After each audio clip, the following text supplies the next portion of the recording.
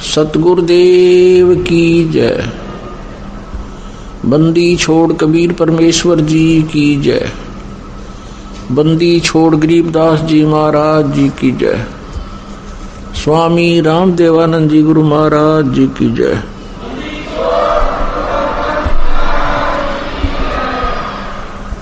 सर्व संतों की जय, सर्व भक्तों की जय, धर्मी पुरुषों की जय। श्री काशी धाम की जय, श्री छुडानी धाम की जय, श्री करौथा धाम की जय, श्री बरवाला धाम की जय। सत साहिब नमो नमो सतपुरुष को नमस्कार गुरु की नहीं। सुर नर मुनि जन साधवा संतो सर्वसदी नहीं। सतगुरु साहिब संत सब नौतम प्रणाम। आगे पीछे मत हुए तिनको जा कुर्बान। निराकार निर्विषम काल जाल वै बंधन। निर्लेपम निज निर्गुणम अकल अनूप बेसुन्न दुनम। सोहम सुरति समापतम सकल समाना निर्दल। उजल हिरंबर हरदम बेपरवाह था है। वार पार नहीं मत तम ग्रीव जो सुमरे सिद्ध होई। गणनायक कलताना करो अनुग्रह सोई। पारस पद परवाना आदि गणेश मनाओ। गणनायक देवन देवा चरण कमल लौलाऊं। आदि अंत करुण सेवा ब्रह्म शक्ति संगीता। सिद्धि दाता सोई अवगत गुण अतीतम। सत पुरुष निर्मोही जगदम्बा जगदीश। मंगल रूप मुरारी तन मन अर्पो शीशम। भक्ति मुक्ति भंडारी सुर नर मुनि जन जावे। ब्रह्मा विष्णु महेशा शेष सहस्र मुख गावे। पूजे आदि गणेशा इंद्र कुबेर सरीखा। वरुण तरंग धामे सुमरत जीवन जी का। मन इच्छा बल पावे 33 कोट अदारा। धामे सहस्र 88 उतरे भव जल पारा। कट है यम की फांसी। हम विनती करते जी गुरु जी तेरे आगे। साहिब तेरे आगे हम विनती करते जी गुरु जी तेरे आगे। साहिब तेरे आगे। साहिब मेरी विनती सुनो गरीब नवाज। जल की बूंद महर चावला बनाया साज। गुरु जी तेरे आगे साहिब तेरे आगे हम विनती करते हैं। गुरु जी तेरे आगे साहिब तेरे आगे। साहिब मेरी विनती सुनियो मर्द आवाज। मादर बिडर करी मैं तू पुत्र पिता को लाज। गुरु जी तेरे आगे साहिब तेरे आगे हम विनती करते जी। गुरु जी तेरे आगे साहिब तेरे आगे। साहिब मेरी विनती कर जोड़ू करतार।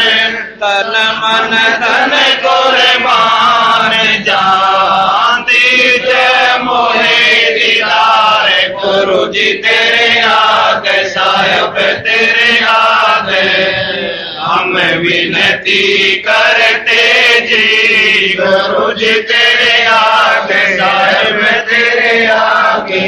मालिक मीरा मेरे मान सुनियो अर्ज आवाज।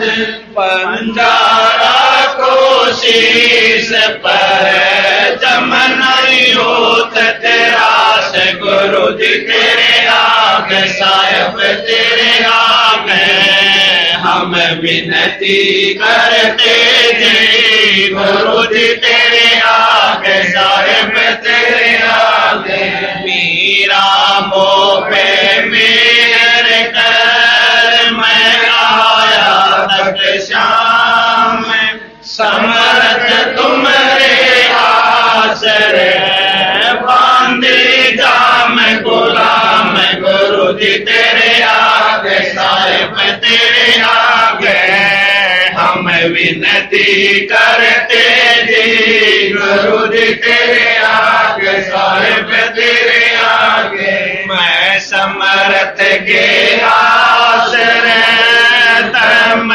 कदम करता गफलत मेरी दूर करो खड़ा रहूं दरबार गुरु जी तेरे आगे साहिब तेरे आगे हम विनती करते जी गुरु जी तेरे आगे साहिब तेरे आगे अविनाशी के आश्रय अजरावर की शाम अर्थ धर्म काम मोक्ष हो समर्थ राजा राम गुरु जी तेरे आगे साहिब तेरे आगे हम विनती करते जी गुरु जी तेरे आगे साहिब तेरे आगे अर्ज आवाज अनाथ की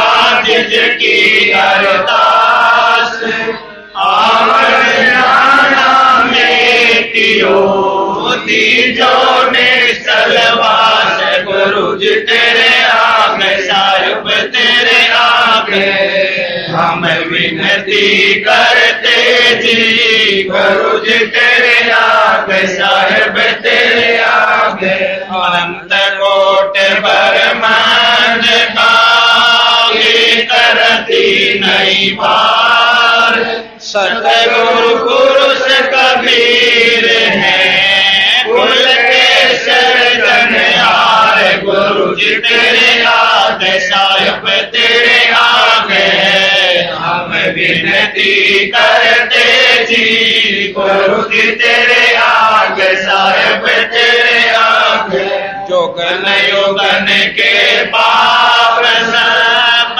युगन युगन के मैल जानते हैं जगदीश तू जोर किए बद फैल गुरु जी तेरे आगे साहिब तेरे आगे हम विनती करते जी गुरु जी तेरे आगे साहिब तेरे आगे अलल पंख अनुराग है सुन मंडल रहती दास गरीब उतारिया सतगुरु मिले कबीर गुरु जी तेरे आगे साहिब तेरे आगे हम विनती करते जी गुरु जी तेरे आगे साहिब तेरे आगे अकाल पुरुष साहेब धनी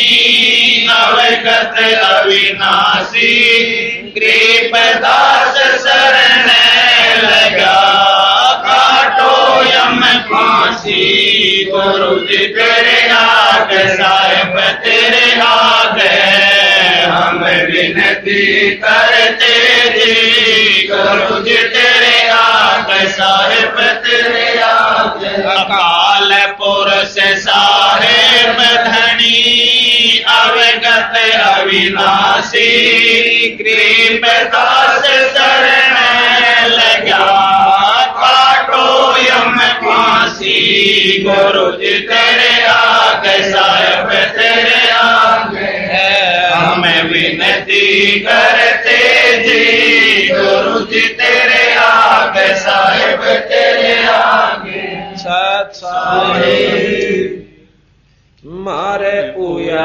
पाठ प्रकाश बधाई मैं बांटूंगी मारे पूया पाठ प्रकाश बधाई मैं बांटूंगी मारे आए साहेब कबीर बधाई मैं बांटूंगी मारे आए साहेब कबीर बधाई मैं बांटूंगी मारे आए गरीब दास बधाई मैं बांटूंगी मारे आए गरीब दास बधाई मैं बांटूंगी मारे होया पाठ प्रकाश बधाई मैं बांटूंगी अमर लोक से चल कर आए अमर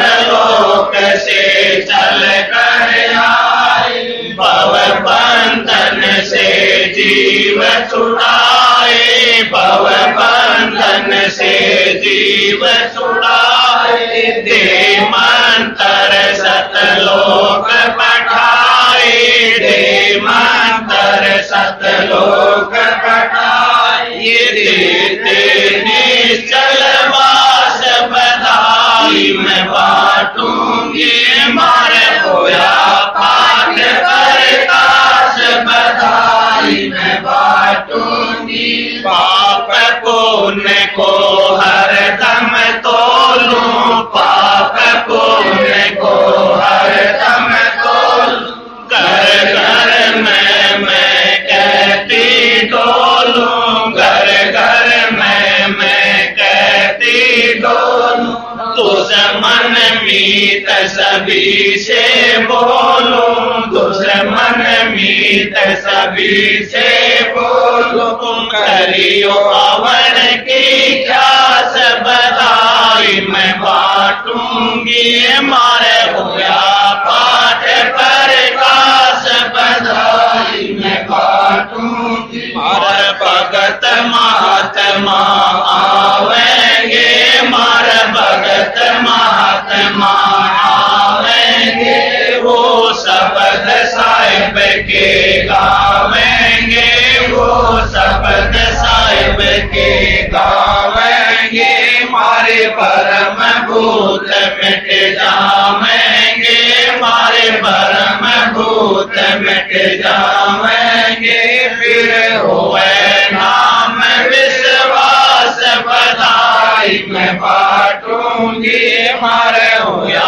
पाठ प्रकाश बधाई मैं बांटूंगी नगर निवासी सब ही आना नगर निवासी सब ही आना आपस के मतभेद भुलाना आपस के मतभेद भुलाना कोई दिन में सबको चला जाना कोई दिन में सबको चला जाना या झूठी जग की आस बधाई मैं बांटूंगी मारे होया पाठ प्रकाश बधाई मैं बांटूंगी दुख मेटे और सुख का दाता दुख मेटे और सुख का दाता पूर्ण ब्रह्म है आप विधाता पूर्ण ब्रह्म है आप विधाता जब चाहे चोला धर आता जब चाहे चोला धर आता होया सुल्तानी कवास बधाई मैं बांटूंगी मारे होया पाठ प्रकाश बधाई मैं बांटूंगी काशी में केशव बन आया काशी में केशव बन आया समन के घर भोग लगाया समन के घर भोग लगाया सेवूधड़ पर शीश चढ़ाया सेवूधड़ पर शीश चढ़ाया ये काटे कर्म की बास बधाई मैं बांटूंगी मारे होया पाठ प्रकाश बधाई मैं बांटूंगी जिस घर में ये होता पाठ जी, जिस घर में ये होता पाठ जी, उन भगतों के हो जा ठाठ जी, उन भगतों के हो जा ठाठ जी। भगत बेहुने पार बाट जी, भगत बेहुने पार बाट। जिनको लगी न भजन की प्यास बताई मैं बाटूंगी, मारे होया पाठ पर काश बधाई मैं बाटूंगी। गुरु राम देवानंद गुण गाता है, गुरु राम देवानंद गुण गाता है। गुरु राम पाल को समझाता है, गुरु राम पाल को समझाता है। भजन बिना नहीं सुख पाता है, भजन बिना नहीं सुख पाता है। चाहे विपत्ति हो खास बधाई मैं बाटूंगी, मारे होया पाठ पर काश बधाई मैं बाटूंगी। मारे आई साहेब कबीर बधाई मैं बाटूंगी, मारे आई साहेब कबीर बधाई मैं बाटूंगी। मारे आई गरीबदास बधाई मैं बाटूंगी, मारे आई गरीबदास बधाई मैं बाटूंगी। मारे होया पाठ पर काश बधाई मैं बाटूंगी, मारे होया पाठ पर काश बधाई मैं बाटूंगी। सर सारी छोड़ महाराज। आज परमपिता परमात्मा सतपुरुष स्वरूप कबीर साहब तथा उन्हीं के अवतार बंदी छोड़ गरीबदास जी महाराज की विशेष रजा से, विशेष अनुकंपा से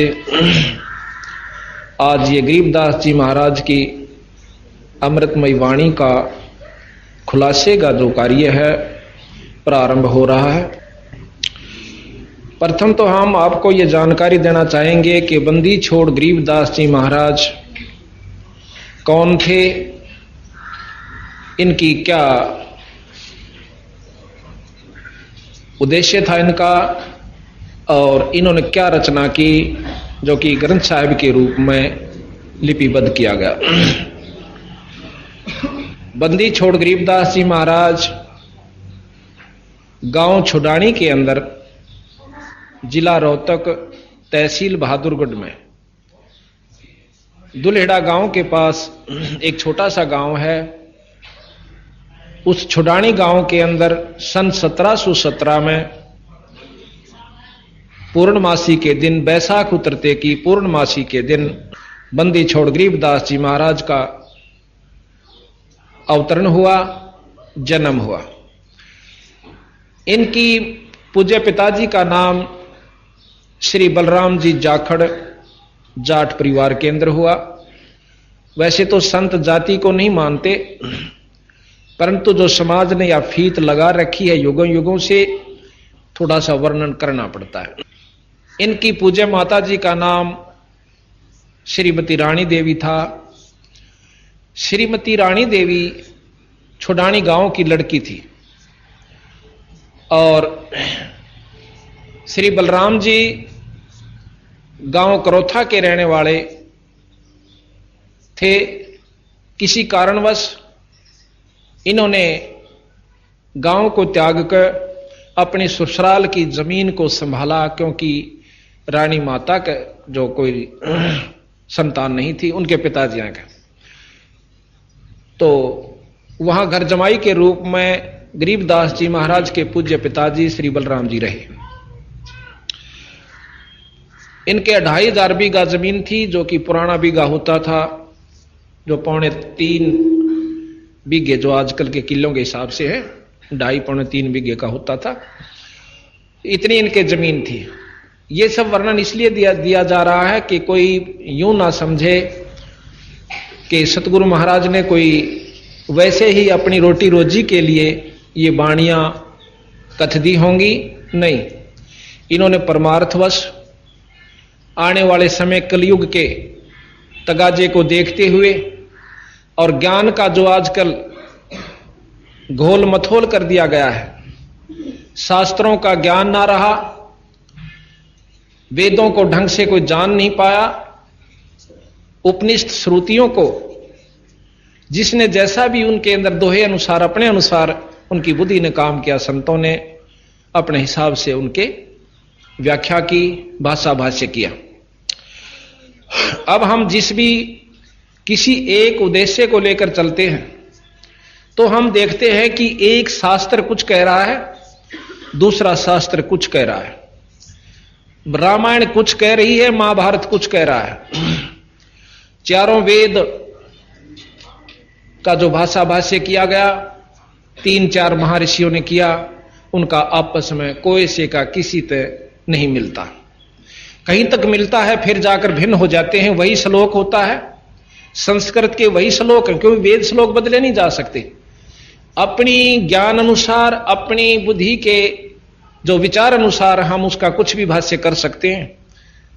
इस प्रकार उनके भिन्नता होने की वजह से असमंजस में जीव पड़ गए कि मेरा परमात्मा सैक नाश है, या ये शास्त्र सत्य हैं या असत्य हैं। गरीबदास जी महाराज ने यही फैसला दिया है। चारों वेदों को, 6 शास्त्र, 18 पुराण, 11 उपनिषद, महाभारत, गीता जी, और जो मुसलमान धर्मों का, मुसलमान धर्म जहां से शुरू हुआ वो कौन महापुरुष था, कौन से लोक आया था, और किस शक्ति का वो अवतार था, और उस मोहम्मद जी ने क्या चलाया था। और आखिर में आने वाले समय में उस मोहम्मद जी के ज्ञान को भी लोगों ने अपने हिसाब से सेट करके उस वस्तु को गलत ढंग से प्रसारित कर दिया, जिसकी वजह से ये समाज आज इस स्टेज पर खड़ा हो गया, स्थिति पर खड़ा हो गया कि नास्तिक होने को जा रहा है। महर्षियों ने, महात्माओं ने समय समय पर आकर के बहुत कोशिश की गई है उनके द्वारा कि हम इस ज्ञान को एक कर पाए, पर नहीं कर पाए। बंदी छोड़ कबीर साहब ने तथा उन्हीं के अवतार बंदी छोड़ गरीबदास जी महाराज ने उस सारे ज्ञान को एक किया और यह बताया कि चारों वेद हमें क्या बताते हैं, और उन चारों वेद के जान लेने से, चारों वेद का ज्ञान हो जाने से हमें क्या उससे उपलब्धि होगी। और फिर साथ में यह बताया है कि वेदों का जान लेना एक तरफ, जैसे पहले ऐसे भी महापुरुष हुए हैं जिन्होंने चारों वेदों को कंठस्थ याद किया, जिसको चतुर्वेदी के नाम से जाना जाता है। आज भी उनके वंशज, चाहे वो अनपढ़ है, उसको भी चतुर्वेदी कहते हैं। उनके कोई पूर्वज हुए हैं जिन्होंने चारों वेदों को कंठस्थ याद किया।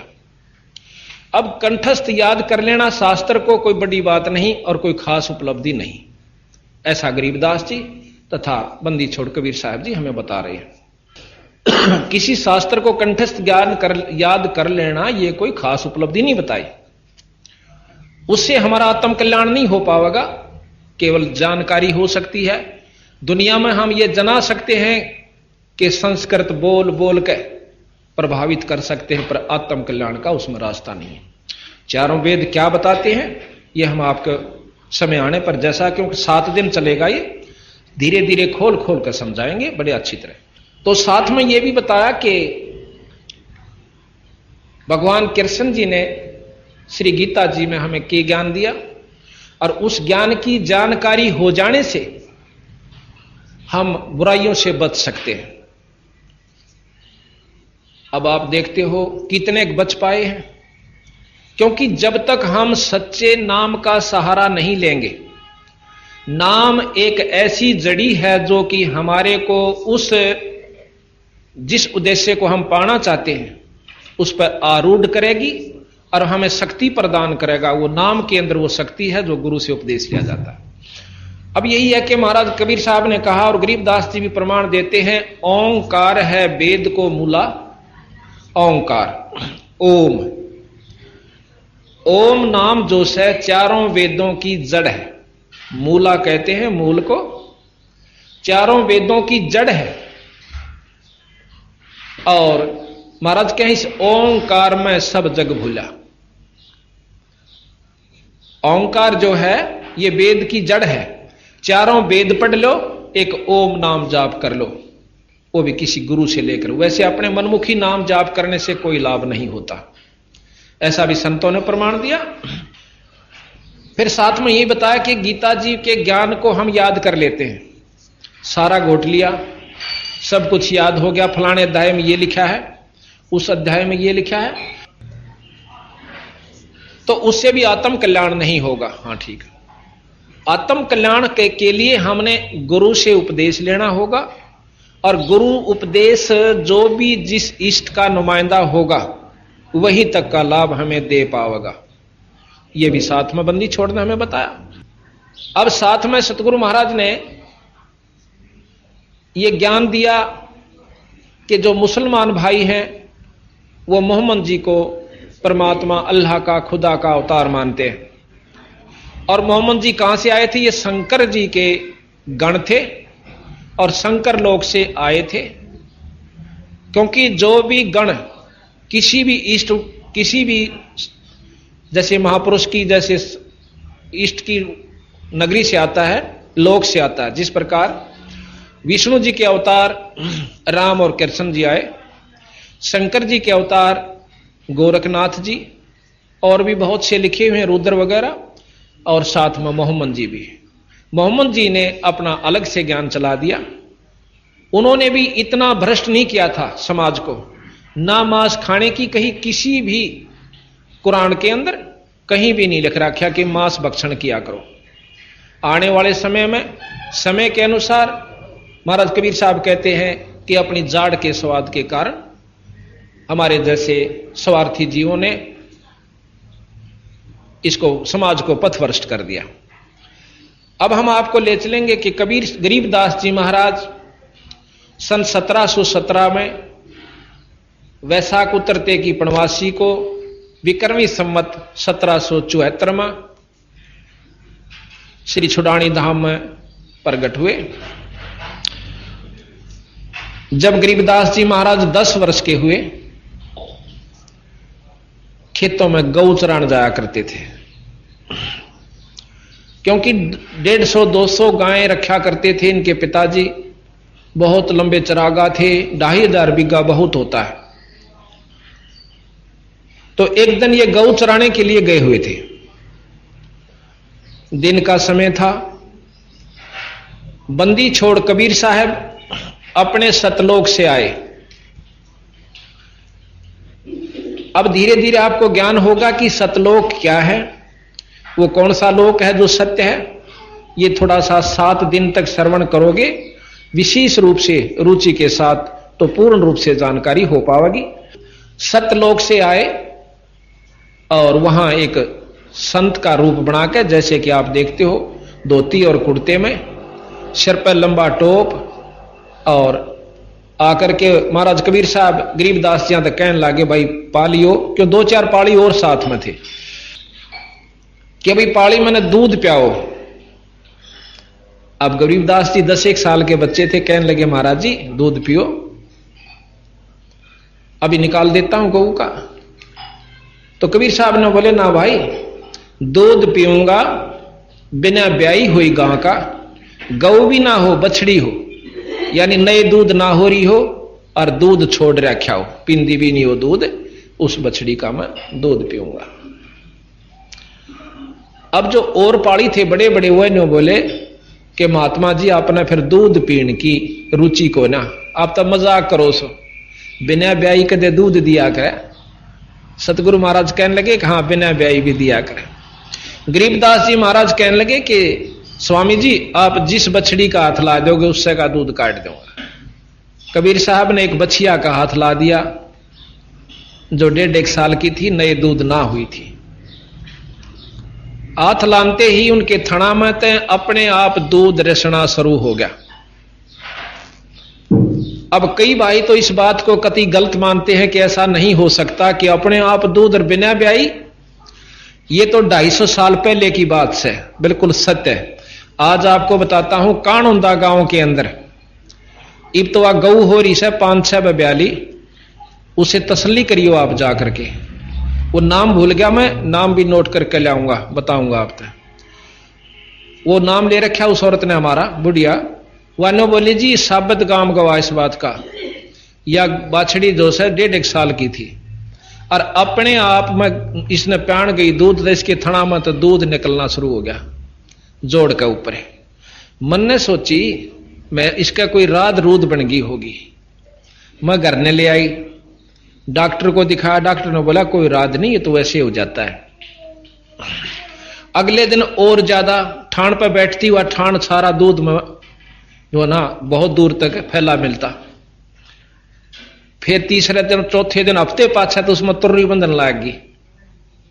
तो मन ने के एक बाल्टी डालने लाग गई। जब वो दूध उसके पाया का ऊपर का बांध के एक हल्की सी बरोली ही बांध दी, कुछ वो बरोली भरने लाग गई। आधी मतलब शेर होया दूध, फिर 1.5 शेर होया। फिर मैंने उसकी चाय बना के उबाल के देखा ना पटा, नहीं पटा तो मन ने के करा, फिर उसको मलाई भी आई, फिर चाय बना के देखी। फिर ने बोली अगले दिन मैंने जमा दिया, उसकी दही जाम गई और घी काटा, घी भी लिख जाया। तो इस प्रकार ने बोली। फिर मैंने उसको खड़ और बिनोले गिरने शुरू कर दिए, बाखर चने बड़े। जो कहती मेरी बहू का बालक होना था, उसका 10 किलो दूध किया, घी बनाया मैंने उसका, देसी गऊ का। आज भी वह गां प्रमाणित सवानों कहती चल मैं दिखा के लाऊंगा आपने। मैं बोला बेटो के झूठ बोला है, अरीब तो मेरे घर में बंद रही सर साबत। और भी 20, 30, 50 जितने वहां गांव के बैठे थे, बोले जी कति 100 की 100 सच है। तो इस प्रकार हम उन बातों ने स्वीकार करें हैं जो हम आख्या देख लें। कई संता तो हमारी बात हुई भक्तों से, आमनो कह देना भाई ऐसे ऐसे हो गया, नो बोला ये भी दिखा दे करके। अब उस अनजान ने कोई नो पूछे कि कोई नो कह भाई जींद में बहुत तगड़ी बारिश हुई जेठ के महीने में, आवे कोई आड़ा लू चल दी हो, और उड़ा नो कह दे जी उड़ा बहुत तगड़ी बारिश हो रही है, और उन्होंने काड़ा दिखा दे करके। कि भी उसका के इलाज, सब समय आने पर सारे कामों से वहां बारिश हुई है, वो झूठ बोलने का उसने के शौक से भाई। लेकिन वो नौका में जब मानो जब रोहतक में बरसे, रोहतक भी बरसेगा समय आओगा जब, और जेठ में बेला जींद में बारिश है। अब कई भाई नौके हैं कि ऐसा नहीं हो सकता ऐसे समय में, और संत नौके हैं कि वो जब हो सकता है। तो इसी प्रकार हमने इतना ही ज्ञान है कि हम देख ले आंखें तो सच है, और पहले के में बात हुए हम नहीं मानते, शास्त्रों को भी झूठा कर देते। गरीबदास महाराज जी ने शास्त्र झूठे नहीं करे, इन्होंने शास्त्रों को ज्यों का त्यों रखा, पर उन शास्त्रों की पहुंच बताई कि यहां तक इसकी म्याद है इसकी। तो सतगुरु महाराज ने हमें यह ज्ञान दिया कि जैसे रामायण महाभारत ये हमें क्या ज्ञान देती है। रामायण जो है विष्णु अवतार श्री रामचंद्र जियों का जीवन चरित्र है। जीवन लीला कहो, जीवन चरित्र कहो, उसके बारे में हमें जानकारी दी गई कि भगवान राम ने कब जन्म लिया, वो कै भाई थे, उनके पिताजी का क्या शुभ नाम था, उनकी कै मौसी थी, माताएं थी, हैं? उसके बाद उनको वनवास हुआ, सीता जी का हरण हुआ, रावण का मरण हुआ, फिर वापस सीता जी अपने अयोध्या को लौट आई, और उसके उपरांत भी सीता जी घर नहीं रह पाई। उसके बाद बेचारी के भाग्य में फिर भी सुख नहीं लिखा, और वो फिर भी वन में जाकर के 2 पुत्रों को जन्म दिया, लव और कुश को। फिर प्रमाण दिया कि जब लव कुश जवान हुए, रामचंद्र जी ने अश्वमेघ यज्ञ करी, तो उसमें रामचंद्र जी के और लक्ष्मण के छक्के उन 2 लड़कियां ने लव और कुश ने छुटा दिए। अर्थात उस 3 लोक के भगवान ने उन बच्चा का आगे हाथ खड़े करने पड़े किसी भी कारणवश। तो भाव ये से सतगुरु गरीबदास जी महाराज का कहने का और इस ग्रंथ साहब की रचना का उद्देश्य यही था कि यथार्थ ज्ञान महाभारत से निकाला और उसका वर्णन किया, वर्णन के बाद उसका सार दिया, भावार्थ दिया और फिर सार दिया। तो इस प्रकार फिर ये बताया कि इसके बार बार पाठ्यक्रम से, भाई महाभारत का हम बार बार पाठ कर लें या रामायण को बार बार पढ़ते रहे तो क्या हासिल होगा? हम जानकारी प्राप्त कर सकते हैं, आत्म कल्याण नहीं। हमें ज्ञान हो जाएगा, कंठस्थ हो जाएगी 2 4 10 में पढ़ने पाछे, पर आत्म कल्याण नहीं। हम पशु और गधे बनते नहीं बच सकते गीता और महाभारत को बार बार पाठ्यक्रम पढ़ने से। हाँ, उनसे ये लाभ बताया कि को पुण्यात्मा अपने अंतःकरण में इस बात को जमा सकती है कि रावण कैसे दुष्कर्म नहीं करने चाहिए। भाई, किसी की पत्नी को नहीं हड़ना चाहिए, उसके हड़ने का, उसको उठा ले जाने का, दुष्कर्म यानी अपने हिसाब से कोई ऐसा बुरा कर्म करने का उसका यूं फल होगा कि परिवार तक नष्ट होगे। इस दुख से, इस पाप कर्म से हम बच सकते हैं, लेकिन पशु बनते नहीं बच सकते। जितने भी शास्त्र हैं, हमारे पास वेद भी रखे हैं, जिसमें महर्षि दानव जी का भाषा भाष्य है। उन्होंने 1.5 वेद का जो है भाषा भाष्य किया था, आधा साम वेद और एक यजुर्वेद। तो उस वेद में क्या लिखा हुआ है कि उस परमात्मा ने हमें आज्ञा दी गई है कि तुम ऐसे रहा करो भाई, शुभ काम किया करो, यज्ञ हवन किया करो, परमात्मा का नाम लिया करो, ईश्वर को याद किया करो, बुरे कर्म मत किया करो। राजा जो ऐसे काम नहीं करता वो राजा नहीं कहलाता। ये ज्ञान दिया है। इस ज्ञान से हम अपने अंतःकरण को और इसके ऊपर अनुसरण करने से दुखों से बच सकते हैं, बुराइयों से बच सकते हैं, लेकिन जन्म मरण के चक्कर में हम नहीं बच सकते। केवल यज्ञ और हवन तथा इसके वेद के पाठ बार बार कर लेने से, ऐसा गरीबदास जी ने बताया। साथ में यह भी बताया कि एक नाम दिया जाता है, जैसे ओम जाप, इस 3 लोक की विशेष शक्ति है इसके अंदर, और पूरी उपलब्धि ओम नाम के जाप से हो जाती है। आप देखते हो शंकर भगवान का भी जाप जब करते हैं ओम नमः शिवाय, कृष्ण भगवान का नाम जाप करते हैं ओम भागवते वासुदेवाय नमः। जितने भी कोई भी आप उठाकर देख लो, जो भी मंत्र अगर कामयाब हुआ तो ओम नाम से हुआ है। तो गरीबदास जी महाराज भी कहते हैं ओंकार है वेद को मूला, इस वेद की जड़ है, पर भाई इस ओंकार में सब जग भूला। ओम जाप के, ओम नाम के जाप तक हमें के प्राप्ति होगी, ये गरीबदास जी महाराज बताते हैं। लेकिन उस ओम नाम की उपलब्धि किन किन संतों ने की, ओम नाम के जाप से किन ऋषियों ने क्या क्या वस्तु प्राप्त की? भाई सिद्धियां प्राप्त की, अपने शरीर को साध लिया, इतनी तक सिद्धियां कर ली थी कि आकाश में उड़ जाया करते थे ओम नाम के जाप तक। और फिर उन ऋषियों का भी पूर्ण मुक्ति नहीं हुई, ये बंदी छोड़ गरीबदास जी ने बताया, प्रमाण दिया कि उन संतों ने क्या प्राप्ति की, जिसको ये चौथी मुक्ति कही जाती है। उस चौथी मुक्ति के अंदर जीव किस परिस्थिति में होता है, वो भी सारा इसमें वर्णन किया। समय आने पर आपको धीरे धीरे सारा बताएंगे। अब रामायण का ज्ञान हो गया, हम उनसे बच गए। जैसे गीता जी के पाठ करने से हमें यह ज्ञान होगा कि वह बुराई नहीं करनी चाहिए, जीव अमर है। इसमें लिखा ना परमात्मा, प्रकृति और जीव अनादि है, ऐसा हमारे शास्त्र ज्ञान देते हैं। अब जीव पहले एक परमात्मा था, परमात्मा से फिर हम आत्म रूप में थे, आत्म रूप से हम जीव बने। जीव बने अपनी इच्छाओं के कारण, और जब इच्छाओं का नष्ट हो जाएगा, हमारी वासनाएं समाप्त हो जाएंगी, हम फिर पीव बन सकते हैं। ऐसा प्रमाण गरीबदास जी ने दिया और भी शास्त्र बताते हैं। अगर हमने जीव ही रहना है, कई भाई लोग ऐसे संत आत्माएं, संत जी के जीव अनादि है, ये पीव नहीं बन सकता, तो फिर साधना की आवश्यकता ही नहीं कर। जब हमने जीव ही रहना है, अनादि रहना है, तो कुत्ते भी बनना होगा और सूअर भी बनना होगा, गधे और गधी भी बनना होगा। ये 3 लोक की व्यवस्था तथा जीव की प्रक्रिया के अंदर आता है। गरीबदास जी महाराज कहते हैं फिर साधना की कोई आवश्यकता नहीं। जब आपने जीव ही बना रहना है, सारी 4 ईयर सदा के लिए, तो फिर साधन क्यों करो भाई? उस साधना से क्या होगा? तो फिर साधन क्यों करो भाई? उस साधना से क्या होगा? तो ये सारा साथ बताया कि हमने पीयू बनना है। धर्मदास जी को जब कबीर साहब ने पूर्ण ज्ञान दिया, तो उसमें जब उनको ज्ञान हो गया, तो जब ने कहा था मेरे हंसा भाई, तो हंस रूप था जब तू आया। इस जीव को कहा कि तू परमात्मा स्वरूप था जब सतलोक से आया था, और अपना स्वरूप भूल में भूल जाता तो जीव कहाया।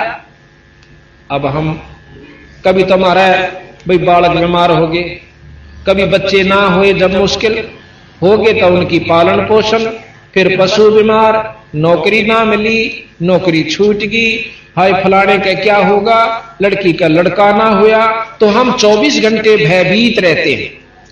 अपना स्वरूप भूल गए कि हम परमात्मा स्वरूप भी हैं।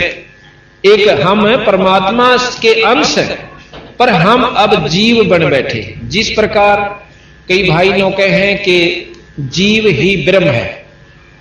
अब इस प्रक्रिया को कोई समझ लेगा तो बात समझ में आ जाएगी, ना तो नहीं आती। जीव बिल्कुल ब्रह्म है, इसमें कोई शक नहीं। तो सूर भी ब्रह्म है, और गधा भी ब्रह्म है, मच्छर भी ब्रह्म है, और मुर्गा भी ब्रह्म है। सारे ब्रह्म है। मनुष्य भी ब्रह्म है? नहीं। जब तक यू जीव है इतने जीव है, और जब पीव हो जाएगा यू ब्रह्म हो जाएगा। जिस प्रकार बर्फ पानी से बनती है, बर्फ जो है वो जल से बनी, और जिसको ज्ञान है, जिसने अनजान से उसने नो नहीं दे रहा है बर्फ बने क्या है, तो उसको उस बर्फ के भाव से ही देखता है। जब हमने मालूम नहीं था कि बर्फ जल से बनती है, तो गांव में आया करती थी या बर्फ, तो हमने सोचा करती या बर्फ भी बर्फियां की तरह नई बड़ी बनाई आती होगी कितने थे, या कोई और वस्तु होगी। जब हम बिल्कुल बालक थे, फिर हमने फैक्ट्रियां देखी कि बर्फ तेल में बनते। अब पता चला कि फ्रिज में भी बर्फ बनाने लग गए, तो वो जल से बर्फ बनी। तो हम ब्रह्म से जीव बन गए, किसी भी कारण से बने, किन्हीं परिस्थितियों में हमने जीव बन गए। अब जब तक हम पीयू नहीं बनाएंगे, इतने पानी नहीं, यानी पीयू नहीं कहला सकते, इतने जीव हैं। और जब तक वो बर्फ है, वो पानी नहीं कही जा सकती, पर नो भी नहीं कह सकते ये पानी नहीं है। उसको ये भी नहीं कह सकते जल नहीं है। जिसको ज्ञान है वो कहेगा कि जल तो है। तो ये जो कई भक्त आत्मा न्यू कहे कि जीव खुद ब्रह्म है, इसने कोई साधना की जरूरत नहीं। क्या की साधना करे जब ये खुद परमात्मा है। अरे भले मानुष जब तक बर्फ है, तो बर्फ के गुण से उसमें पानी का काम नहीं देगी, जल का काम बर्फ नहीं दे सकती जब तक पानी नहीं बना लेंगे।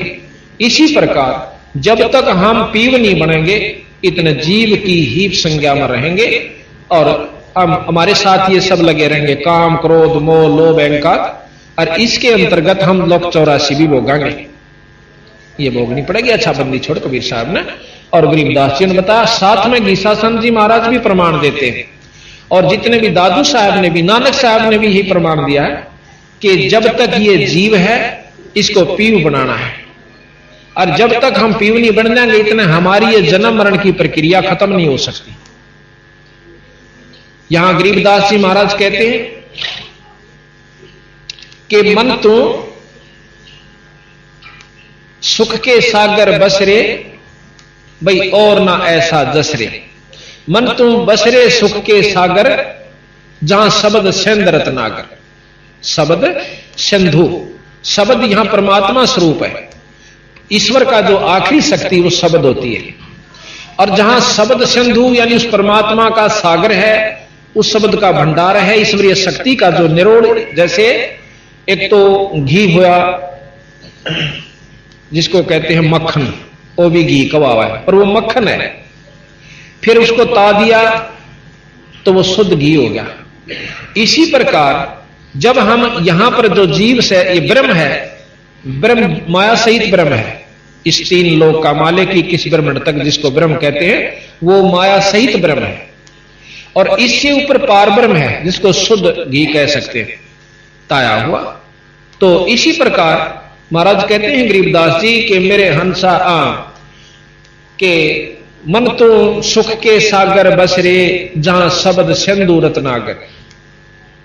कि जहां पर परमात्मा शब्द रूप में है उस लोक में चाल भाई, वहां जाने के बाद तेरे ऊपर कोई प्रक्रिया जीव संज्ञा की नहीं रहे। ना काम सतावे, ना क्रोध सतावे, ना लोभ सतावे और ना मोह सतावे, ना अहंकार दुखी करे। उसके बारे में बंदी छोड़ गरीबदास जी कहते हैं कि शंखों लहर मेहर की उपजे, भाई कहर ना नहीं जा कोई, दास गरीब अचल अविनाशी, भाई सुख का सागर सोई। वो सतलोक, वो पूर्ण ब्रह्म, वो सुख का सागर है। जब हम वहां पहुंच जाते हैं हमारा कोई शत्रु नहीं रहता, ना दुश्मन होता, ना मन में राग उत्पन्न होता, ना द्वेष होता। अब राग है तो द्वेष भी साथ रहेगा। तो इस प्रकार महाराज कहते कि शंखों लहर मेहर की उपजे, भाई कहर नहीं जा कोई, दास गरीब अचल अविनाशी, सुख का सागर सोई। अचल जो चंचल ना हो, सथाई स्थिर, और अविनाशी जिसका नाश ना हो। अब हमने ये देखना होगा कि परमात्मा की वैरायटी का आपको ज्ञान दिया जाएगा।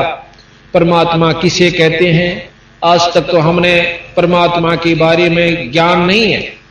जानकारी जरूर है कि एक शक्ति ऐसी है जिससे हमारे काम सरया करें और हमारे दुख दूर होते हैं, और साथ में हम उनकी अच्छी उपासना करेंगे तो कोई ऐसी स्थायी तव है जहां हम, जैसे दहू का प्रमाण मिलता है, प्रहलाद का प्रमाण मिलता है, मीराबाई का प्रमाण मिलता है कि उनको यहां से इस दलदल से निकलकर कुछ राहत स्वर्ग में प्राप्त हो रही है, वो सुखी है। अब सतगुरु महाराज कहते हैं स्वर्ग से ऊपर एक और लोक है जो शंखों स्वर्गों जितना सुख है। जिस प्रकार स्वर्ग क्या चीज है, स्वर्ग नाम सुख का होता है। जो गांव में जो गरीब आदमी हैं, झुग्गी झोपड़ी में रहते हैं, उनसे ज्यादा सुखी जो चिप्स के मकाना में रहे से और एयर कंडीशन लगे हुए, वो उनकी नजरों में स्वर्ग में है। जो के तो कोई फर्क नहीं। लेकिन जो उस महलों में रहते हैं जिनके अंदर फ्रीज, कूलर, कार, कोठी, एयर कंडीशनर है, वो जीव वहां रहते हैं, और वो जो झोपड़ी वाले उनको स्वर्ग में समझते हैं। और उनके अंतःकरण में जो बीमारी सवा जो की तो से, किसी का छोरा मर रहा से, किसी की फैक्ट्री नहीं चल दी, किसी का बीमारी हो रही है, अंदर उनका कुरुड़ना जो लगी हुई वह अलग है, पर उन बेचारों की नजर में वो कति स्वर्ग में है। तो गरीबदास जी महाराज कहते हैं हम जो यहां पर सब उपलब्धि प्राप्त है राजा को, उस राजा से सुख 1000 गुना सुख स्वर्ग लोक में हो से। पर उन देवताओं के अंदर जो लोग उसमें रहते हैं, जो पुण्यात्मा यहां से अपना मेहनत करके स्वर्ग प्राप्ति कर रही है, उनके अंदर राग द्वेष ज्यों का त्यों भया पड़ा से, वो सुखी नहीं है। हमारी नजर में वो स्वर्ग में कति सुखी है। हम कोशिश करते स्वर्ग में पहुंच जाए। 3 लोक, वेद और शास्त्र, पुराण, उपनिषद, ये सिर्फ हमें स्वर्ग तक पहुंचाने की कोशिश कर रहे हैं, ये वहीं तक का ज्ञान देते हैं। गरीबदास जी महाराज जहां ये ज्ञान अपना खत्म कर लेते हैं शास्त्र, वहां से शुरू करते हैं। इनको फेल नहीं किया उन्होंने इसका ज्यों का त्यों मान लिया और है भी सत्य। फिर उनका बताया कि उस स्वर्ग में की फल से आप की वहां प्राप्ति करना चाहते। आपने राग द्वेष सुने कि एक राजा था रहुस नाम का, उसको इंद्र पदवी मिल गई। इंद्र पदवी मिल गई तो उसने इंद्राणी के पास जाना था, और पालकियों में ऋषि लगा करते हैं उस इंद्र के, जिनको हम यहां कहते हैं ना स्वर्ग में पहुंच गए, वह इंद्र की पालकी ढोते हैं वहां पर। तो 4 ऋषि और इंद्र की पालकी को लिए जा रहे थे कहार रूप में। और रहुस राजा के यानी उस इंद्र के मन में वासना इतनी प्रबल हुई, उनमें से एक ऋषि थोड़ा वृद्ध था, वो चल नहीं रहा था। तो वो कहने लगा भाई जल्दी चलो, तुम क्यों देर लगा रहे हो। विषय वासना खत्म नहीं थी उनकी कि जल्दी करो, देर हो रही है। आखिर में क्या कहते हैं, उसने उसका लात मार दी जो एक कमजोर ऋषि चल रहा था। उस ऋषि ने उसको श्राप दे दिया।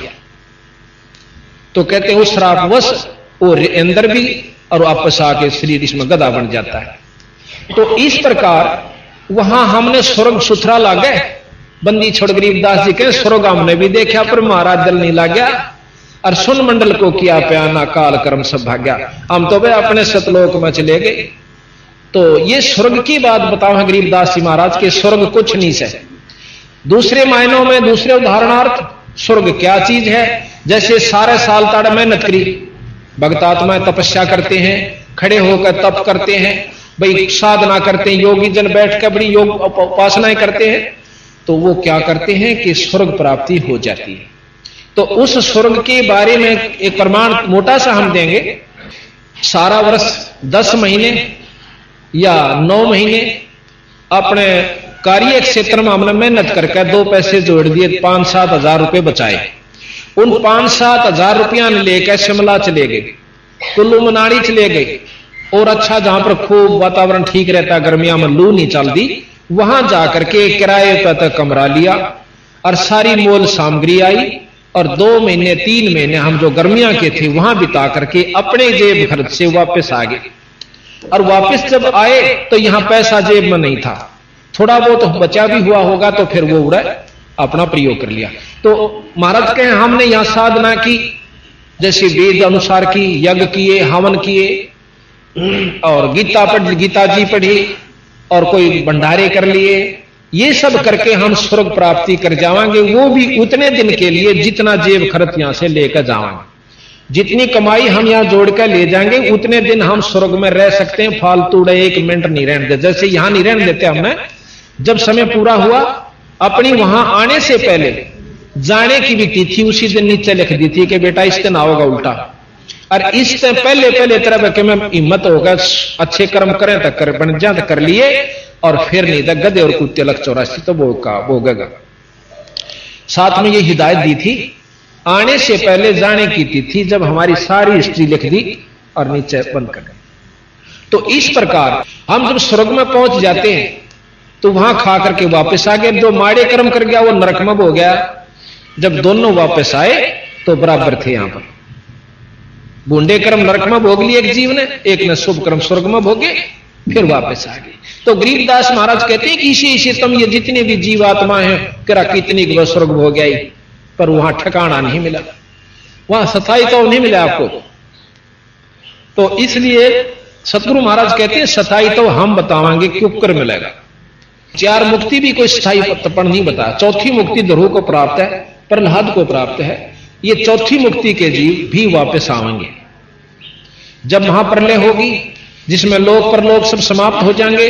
ध्रुव मंडल भी नहीं रहेगा, शिवलोक भी नहीं रहेगा, विष्णु लोक नहीं रहेगा, ब्रह्मा लोक नहीं रहेगा, और माता का लोक नहीं रहेगा, कोई ब्रह्मांड नहीं रहेगा, खत्म हो जाएंगे ये। इसको महाप्रलय कहते हैं।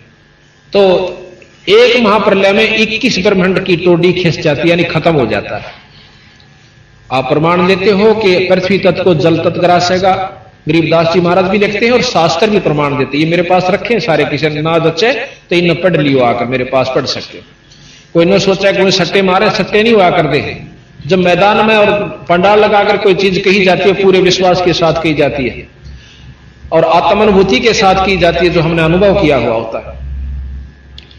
तो अग्नि जल तत्व को, पृथ्वी तत्व को जल तत्व खत्म कर देगा, ग्रास लेगा। जल तत्व को अग्नि ग्रासेगी, अग्नि तत्व को वायु, पवन तत्व, और पवन तत्व को आकाश। आकाश को ओंकार, ये ओम ग्रास लेगा अपने अंदर, जिसको ज्योत निरंजन कहते हैं, जिसको ब्रह्म कहा। और ज्योत निरंजन को पार ब्रह्म अक्षर पुरुष अपने अवगत पुरुष ग्रास लेगा। अवगत पुरुष जो है वो पार ब्रह्म है, यानी इस ब्रह्म तक को भी पार ब्रह्म अपने अंदर समा लेगा, अपने पास रख लेगा। और जितने भी ये जीव हैं इनको न्यारे न्यारे अलग अलग कोथड़ियां में गाल कर दर दिया जाएगा। जैसे ज्वार का बीज न्यारा गाल दे, चना का न्यारा गाल दिया, ग्वार का अलग रख दिया। इस प्रकार हम सब जीव वहां उस पार ब्रह्म के अक्षर पुरुष के लोक में, अवगत पुरुष के लोक में बोरियां भर कर डाल दिए जाते हैं, और दोबारा फिर सृष्टि रची जाती है। तो हम फिर भगा दिए जहां से किसी रूप में अपने उसी भोग को भोगने के लिए फिर शुरू हो जाते हैं। तो यहां बंदी छोड़ गरीबदास जी महाराज कहते हैं, मन तो सुख के सागर बसरे, भाई बहोर ना ऐसा जसरे। मन तो सुख के सागर बसरे, सुख के सागर, जहां शब्द संधूरत नागर। कोट जन्म तन भरमत होगे, कुछ ना हाथ लग्या रे। भाई कुकर कुत्ता, सुकर सुअर, खर गदा, ये जो नितन भोगी। कुकर सुकर खर बया बोरे, तू कौआ हंस बुगारे। कौआ भी रहा, हंस भी हुआ, और बुगला भी बना। तो ये तने बहुत बार, कितनी बार ये चीज तने भोग ली भाई। फिर कहा कि कोट जन्म तू राजा की, ना मिटी ना मन की आशा, करोड़ों जन्म तक तू राजा भी रहा, कितनी बार तू राज भोग चुका है। और भाई 3, कोट जन्म तू राजा की, ना मिटी ना मन की आशा, और भिक्षक हो तू दर दर हांडा, मिला नहीं निर्गुण रासा। अब देखा ना इन दुकाना का ऊपर लाल लत्ते पैर लेंगे, ढाडी बढ़ा लेंगे, माला गाल लेंगे, और 36 पाखंड करके एक संत को बदनाम करते हुए वो लोग मांगते फिर से हैं। और को दवन्नी ना देता दीदे काटेंगे, नौकंगे फूक दूंगा। अब पहले ऋषि हुआ करते श्राप दे दिया करते थे, उनका भय इतना ही हमारे अंदर जमा हो रहा है, कदे ये साचे फूक ना दे, और फिर वो सल्पा फूक तो वो फेरगा ना। हमारे दिए हुए धन को, हमारे दिए हुए पैसे को सुल्फा पीवेगा, फीम खावेगा, दारू पीवेगा, या कोई और भी बदमाशी कर सकता है। तो महाराज की कहते हैं कि ये सब पाखंड वस्तुएं हैं, इनके अंदर हमने आचरण बस नहीं रहना चाहिए। तो कहते हैं भिक्षक हो तू दर दर हांडा, पर मिला ना निर्गुण रासा। निर्गुण रासा जोश है, वो निर्गुण वस्तु कैसे प्राप्त होती है, वो विधि बड़ी गरीबदास जी ने बताई कि हम बतावांगे ऐसे उसकी निर्गुण उपासना ऐसे होगी तेरी। फिर कहा कि इंद्र कुबेर ईश की पदवी, ब्रह्मा वरुण धर्मराया। इंद्र कुबेर और ईश के हैं परमात्मा मालिक। जैसे इंद्र भी भगवान है, इंद्र को भी भगवान इंद्र कहते हैं, और वेदों में उसी इंद्र को ऐश्वर्यवान परमात्मा कहा है।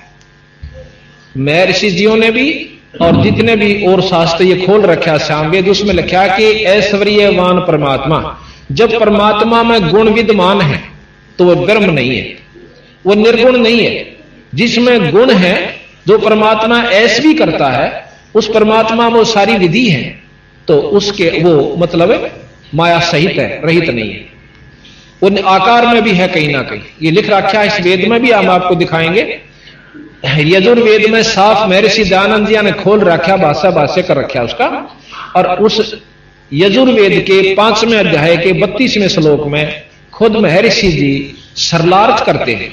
सरलार्थ को बदला नहीं जा सकता, अगर मायना को बदलता है, अर्थ को बदलता है, तो वो विद्वान नहीं कहलाता। उन्होंने जो का त्यों लिखा है कि वो परमात्मा, वो ईश्वर, वो परमेश्वर जिससे सारी सृष्टि चेतन है, चल रही है और आश्रित है, वो अपने सत धाम युक्त है। अगर वो धाम में है तो आकार में भी है, इस बात को नहीं भूलना चाहिए। मकान बनाया तो आदमी भी रहे होंगे या रहते होंगे, मकान की वैसे जरूरत नहीं थी। जब उसका धाम है, उसका स्थान है, उसका लोक है, तो वो आकार में भी है। दूसरी तरफ से कहते नहीं उसका कोई लोक नहीं, उसका कोई धाम नहीं, कोई स्थान नहीं, वो तो कण कण में व्यापक है। गरीबदास जी महाराज उसके बारे में बताते हैं, व्यापकता किसे कहते हैं और स्थायीपन किसे कहते हैं। सूर्य अपने स्थान पर है, पर यह सारी पृथ्वी जितने उसके सामने आते उसमें प्रकाश व्यापक है, पर है अपने स्थान पर। इसी प्रकार राजा अपने स्थान पर है, अपनी गद्दी पर है, अपने महल में है, पर उसकी सत्ता, उसकी शक्ति हिंदुस्तान के कण कण में व्यापक है, इसमें कोई शक नहीं। उसका भय, उसकी सत्ता, उसकी प्रभुता निराकार रूप में सब जगह व्यापक है। वो मुख्यमंत्री में भी है, वह डीसी में भी है, और डीसी के माध्यम से एसपी और नीचे के जितने भी ऑफिसर उनके माध्यम से हर चीज, हर की उसमें अपने क्षेत्र में व्यापक है। जैसे अब हम आपको जो जहां ले जाना चाहोगे वो ध्यान से सुनिएगा। पहले तो हमने राम की परिभाषा का नहीं ले रहा। राम कहे किसने? Ram God Allah, that power. Ram is a god, God is a power, और उसको अल्लाह कहो, राम कहो, खुदा कहो। अब पावर नाम जो है ना, वो परमात्मा का एक स्वरूप है। शक्ति जो है उसे परमात्मा कहते हैं। अब शक्ति तो देखो इंद्र में भी है, और शक्ति हनुमान जी में भी है, शक्ति गणेश जी में भी है, शक्ति भगवान राम में भी है, विष्णु शंकर जी में भी है, कृष्ण जी में भी है, विष्णु जी में भी है, और ब्रह्मा जी में भी शक्ति है। पर जितनी जिसमें शक्ति है उतने ही वे परमात्मा है। जैसे तहसीलदार भी साहब को आवे से, एसडीएम भी साहब और डीसी साहब भी साहब को आते, कमिश्नर भी साहब को आवे, और मंत्री साहब, मुख्यमंत्री साहब और प्रधानमंत्री साहब, राष्ट्रपति साहब, ये सारे साहब को आवे हैं। पर इनकी कार्य क्षेत्र में और शक्ति में दिन रात का अंतर होता चला जा सकता। ये तो आप मानोगे कि इनके ये सब साहब है, ये कोई नहीं कहा भाई यू काम तो साहब कर सके, वो ऑटोमेटिक अंडरस्टूड होता है, सब तो उस चीज का जानकारी होती है। जैसे डीसी ऑफिस के जितने भी कार्यकर्ता होंगे, कर्मचारी होंगे, वन्यों का आकर कोई भी काम हुआ भाई साहब ने कहा, वन्यों नहीं कहते वह बार बार डीसी साहब ने कहा, वन्यों का आकर भाई यू साहब कह गए, स्टेनो आओगा कि साहब ने न्यू कहा, तो वो काम वो अंडरस्टूड है उनके लिए कि साहब कह रहा है, कि उस किस साहब ने किया, उनको ज्ञान है कि डीसी साहब के ये काम करें। फिर वो कहेंगे कि ये किसने कहा, साहब ने कहा, उन्हें दोबारा नो कहने की जरूरत नहीं पड़ती, डीसी साहब ने कहा, अच्छा जी। तो इसी प्रकार हमने राम राम सुना, पर नो नहीं बेरा कौन से राम तक ये काम बनेगा। इन्होंने ये बताया गरीबदास जी ने, किसी शास्त्र का खंडन नहीं किया, वेद का खंडन नहीं किया कि वो गलत से या नहीं, बिल्कुल सत्य है वेद।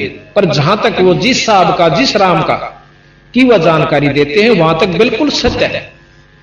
अब हम डीसीएन प्रधानमंत्री की संज्ञा दे बैठे तो भाई देखा जान लेते वैसे बंडा, जो हम शुरू में थे ना, छोटे छोटे थे तो नहर पर पाड़ी चले जाते, तो एक दिन और सिर आ गया, सिर पर टोप और साइकिल के ऊपर हमारे गांव का एक बेलदार और तो पाड़ी भाग गए। क्यों, पहले बहुत भय होया करता अफसरों से, आज से को 30-35 साल पहले की बात है। और तो भाग के खेता में लग गए, क्योंकि पानी चढ़ा करते थे, फ्लड आई हुई थी और अपनी भैंस भूसों को नहर नूरा पास पास चराया करती थी। और बाकी रह गए, जो रह गए उनको उन्होंने पकड़ लिया, वो फिर डर गए, रोन लागे, बालक से थे। उसके बाद और बह बढ़ गया हमारे भी, कोई भी दिख जाता साहब आवा है, डांक मार दे बाज जाते। तो हमने मतलब नो नहीं बेरा था साहब है कौन, इतना जरूर बेरा था नहर पर साहब आ रहा था। अब और सिरत लेके इंजीनियर चीफ ताए तो बेरा ने कितने साहब बोले हैं, और इनकी अलग अलग से इनकी शक्तियां हैं। तो इस प्रकार आज हम इस स्थिति पर हैं कि हमने राम के बारे में ज्ञान भी नहीं, अल्लाह के होश है, और राम किसने कैसे, गॉड किसने, वो लड़ाई जरूर कर देंगे, हम अल्लाह नहीं कहेंगे, वो राम नहीं कहेंगे। यह भी कोई बात हुई, भाषा का अंतर है। साहब कहो, साहेब कहो, राम कहो, सतराम कहो, खुदा कहो, अल्लाह कहो, गॉड कहो, ये वो शक्ति